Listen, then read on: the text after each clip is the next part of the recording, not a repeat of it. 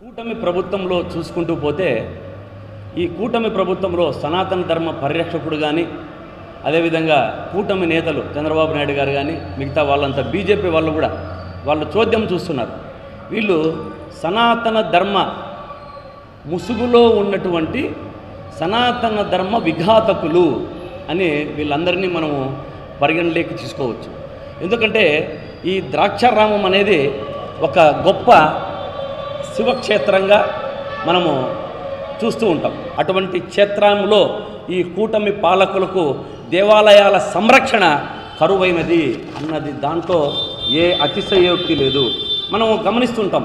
TDP ప్రభుత్వం వచ్చిన తర్వాత కానీ ఈ కూటమి ప్రభుత్వం వచ్చిన తర్వాత కానీ గమనిస్తే హిందూ మన సాంప్రదాయాలకు కానీ దేవాలయాలకు కానీ దేవాలయాల భూములకు కానీ చాలా విఘాతము కలుగుతుంటుంది అన్న దాంట్లో అతిశయోక్తి లేదు.